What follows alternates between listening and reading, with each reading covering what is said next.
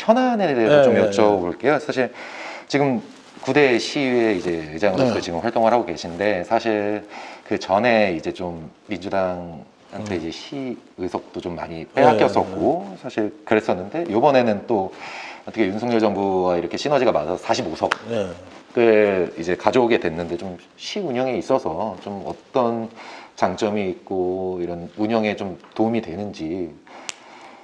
저희들은 뭐 지나간 과거에 대해서도 생각을 안 합니다. 그냥 의회가 갖고 있는 본연의 원칙에 따라 산다는 거죠. 그리고 뭐 저희들이 사실 제일 처음에 출범을 할 때 뭐 절대 다수가 국민의힘이고 시장도 국민의힘이고 심지어는 교육감도 국민의힘이기 때문에 뭐 거수기 역할을 하지 않겠느냐, 자들이 뭘 하겠느냐 했지만 결국 지금 한 4개월 지난 지금에 와서 평가는 지난번 8대강 민주당 의원들이 주도를 한 보다 더 날카롭고 더 매섭다 하는 것. 그건 뭐냐면은 그게 의회가 해야 될 일인 거예요. 그래서 의회가 하는 일은 딴 거 없습니다. 시에서 부산광역시가 시민들한테 필요한 것을 하는 것에 대해서는 적극적으로 도와주는 거고, 대신 시민들이 불편해하고 그리고 미래의 먹거리도 방향이 잘못 설정된 사업이 있다 그러면 그거는 과감하게 날려야 되는 거고, 그래서 그 원칙에 항상 맞춰서 하는 것이 지금 9대 부산광역시예요. 그 방금 말씀하셨지만 이제 시장, 교육감까지가 이제 국민의힘 분들이신데 이제 좀 박형준 부산시장님과는 좀 어떻게 좋은 관계 이렇게 소통 자주 하시는지. 뭐 수시로 만나고 수시로 뭐 그걸 하고, 안 그래도 오늘 우리 지방시대 그 박람회가 있어가지고 그 행사장에 또 만났고, 오전에는 뭐 유엔 관련해 가지고 거기서 또 만났는데, 결국은 그 박형준 시장도 그래요. 참 아프다. 뭐 속담을 같은 편 돼가지고 좀 편안하게 할 줄 알았는데 오히려 지난번 민주당보다 너무 아픕니다. 그러면서도 자기는 그게 참 좋대요. 왜냐하면 원칙이 있으니까. 일단 시민들을 위해서 일 잘하면 도와주고, 시민을 위해서 잘 못하면 가차없이 매를 드는 거고. 그래서 우리가 원칙대로 의회가 움직이기 때문에 시는 그 원칙에만 따라주면 욕들은 물리는 없겠죠.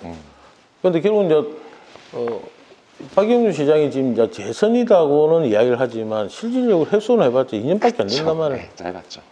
그래서 그 부분에 대해서는 참 저도 많이 감안은 해주려고 해요. 사실 자기가 무슨 부산을 위해서 큰 그림을 그려놨는데 그 시장 혼자 하기에는 힘들단 말이에요. 그러다 보면은 저도 그 밑에 소위 말해서 뭐 실국장이라든지 밑에 참모진들이 이 의회를 갖다가 설득을 못한 논리로 들고 와가지고 그 사업이 부결이 되고 할 때는 저도 마음이 아플 때가 있지만 그건 어쩔 수 없는 것 같아요. 그래서 이런 광역시, 저희 부산광역시 의회의 이 원칙을 부산시 공무원들도 이제는 알아야만이 자기들도 이제 편안하게 일을 할 수 있는 거죠. 그래서 저는 박정준 시장은 탓은 별로 안 해요. 아마 박 시장도 저를 뭐 서운하게 생각하지 않을 거예요. 그러니까 우리 의회 사무처도 이제 일을 엄청나게 하는 시스템을 갖춰야 되고 부산시도 마찬가지예요. 그래서 아마 조만간에 되면은 이게 이제 어느 정도 몸에 배이고 하게 되면은 우리 제일 사회가 제일 힘든 게 뭐냐면 원칙이 없는 이 조직이나 사회가 힘들단 말이에요. 원칙이 정확하게 지킨다 그러면은 오히려 일하기는 편하죠. 그래서 그런 면에서는 뭐 시하고 관계라든지 교육청와의 관계도 저는 뭐 다 편안하게 저는 갈 수 있다고 봅니다. 그러니까 우리가 이게 편해야지 사실 시민들도 사실 편하잖아요. 그렇죠. 그래서 그게 저희들이 이제 바라는 바입니다. 저희 뭐 아까 엑스포도 말씀드렸지만 이제 부산에 엑스포 그다음에 이제 산업은행 이전 그리고 또 뭐 가덕도 신공원 등 좀 굵직굵직한 사업들이 좀 있어요. 그래가지고 이게 뭐 사실 단기 사업은 아니고 이제 뭐 장기 사업들이긴 하지만 좀 뭐 아까 질문이랑 좀 연동될 수 있지만 좀 의장님으로서 좀 어떻게 이 굵직굵직한 사업들을 좀 추진하기 위해 준비하고 계시고 계획하고 계신지. 그래서 이게 제가 뭐 다행이다고 해야 될지 모르겠지만은 제가 예전에 이제 국회 그러니까 중앙정치 쪽에 한 10년 동안 있어본 그것도 있고 세월이 흐르다 보니까 제가 나이가 자꾸 이제 들어가지고 그 소리는 뭐냐면은 인맥들이 많이 있다는 거예요. 사실 제 후배들이 지금 뭐 국회의원도 하고 후배들이 지금 다 청와대 가 있고 정부 요직이 있다 보니까 사실 제가 갖고 있는 그런 인맥이나 노하우를 가지고 그 사람들 만나고 설득을 해야 되고 해야 될 제 역할은 또 다 해야 되는 거죠. 그래서 저는 이게 모든 거는 인간관계이기 때문에 그리고 아무리 인간관계 좋아하더라도 논리가 없다 그러면은 힘들죠. 받아줄 수 없죠. 그래서 제가 우스갯소리로 제가 최근에는 그런 이야기를 많이 해요. 저 중앙 이제 정치를 하시는 분들이나 뭐 청와대에 계시는 뭐 선배원 뭐 만나고 이러면은 자꾸 이런 식으로 할 것 같으면은 뭐 이게 신공항 부분이라든지 부산에 안고 있는 많은 문제들이 자꾸 중앙에서 이 줄듯 말도 줄듯 말 이런 식으로 한다 그러면은 차라리 부산을 독립시켜 달라. 그래서 그분들도 요즘 공감을 많이 해요. 기자분께서도 한번 그리고 이 보시는 우리 국민들이나 독자분들도 한번 생각해 봐야 될 게 서울이 없는 대한민국은 존재를 합니다. 서울을 세종으로 옮기도 존재를 하고 광주를 옮기도 되고 저 경주로 옮기도 대한민국은 유지가 돼요. 그런데 부산이 없는 대한민국은 존재를 할 수가 없어요. 그래서 부산의 가치를 대한민국 중앙정부가 몰라준다 그러면은 우리는 그러면 부산은 독립하겠다. 그래서 이게 부산은 보면은 다 갖춰졌어요. 아까도 이야기했지만 전 세계 물류의 우리 컨테이너 물류 같은 경우는 80%가 부산 앞바다를 지나고 있단 말이에요. 그거 그냥 우리가 먹으면 돼요. 그리고 제가 이제 우스갯소리로 그런 얘기를 하지만 원전 저 위험한 걸 갖다 우리가 지금 안고 있잖아요. 저거 우리만 씁니까? 아니잖아요. 그런데 부산에 대한 고마움을 몰라요. 그래서 제가 경남 의원님들을 만나면 부산은 원전이라는 저 위험한 걸 안으면서도 대한민국 국민들 위해 전기를 생산해서 보내주는데 부산이 지금 힘든 것 중에 하나가 지금 물이단 말이에요.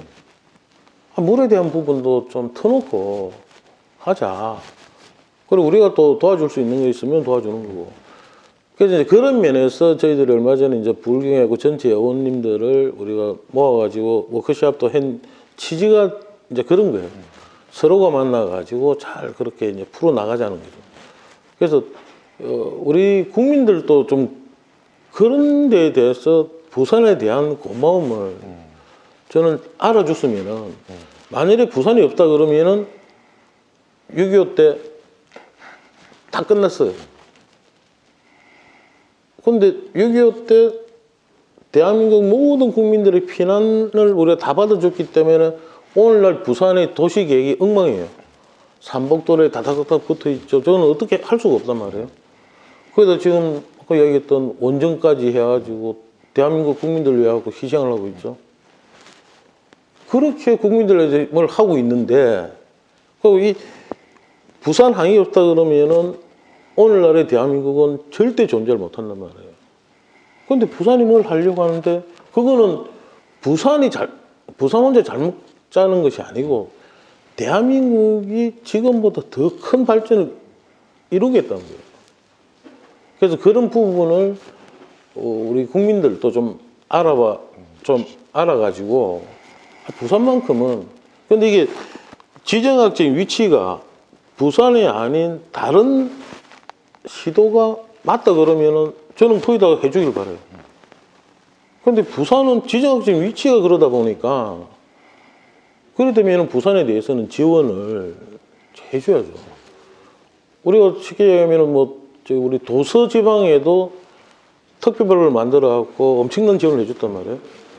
근데 부산은 결국은 특히 원도심 같은 경우는 피난민 수용 때문에 도시계획이 엉망이 되고 이제는 경쟁력이 떨어져갖고 인구가 소멸되는 전국에서 랭킹 1위단 말이에요. 영도, 중구, 동구, 서구 전부 다 원도심이에요.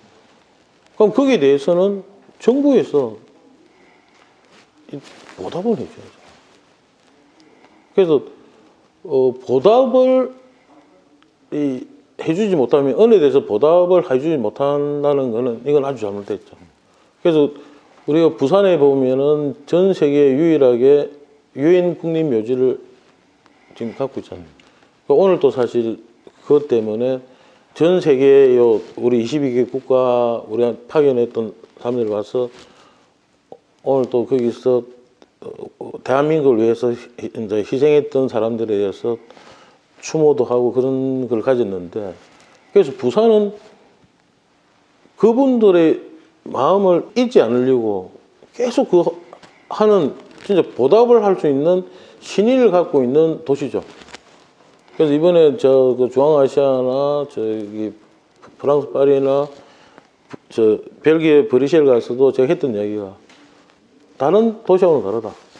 우리는 우리한테 그걸 한 거에 대해서는 최대한 은혜를 갚을 줄 아는 신의를 갖고 있는 도시다.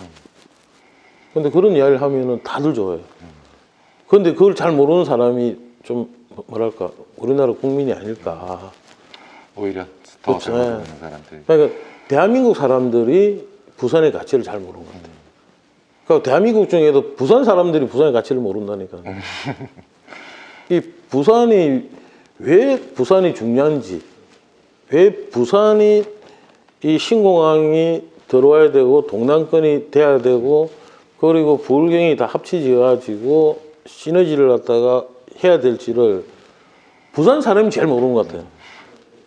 그러니까 울산도 그렇고 경남도 그렇고 다들 보면 하면은 자기들이 뭐 기들지 않나, 뭐 부산이 잘 되면 수도권이 뭐 잘못되지 않나, 그건 아니에요. 그러니까 부산이라는 한 이 그룹이 하나가 돼야 되고, 뭐 이거 제가 뭐 지역주의를 따지는 것이 아니고 옛날에 보면 기호학파 있듯이 저 경기도 그 밑에 이제 호남 일대 쪽에 대전이나 고일대 쪽에도 하나의 경쟁력 있는 연합체가 하나가 탄생이 돼야 되는 거고, 그래야 된다 그러면은 이게 이 사회가 이 대한민국이 억수로 건전하게 클 수가 있잖아요. 잠깐! 주식이 어렵다고? 하루 10분 감을 보면 성공 투자에 감이 잡힌다. 투자 정보가 한눈에 감을 통해 해외 주식의 감을 잡아보세요.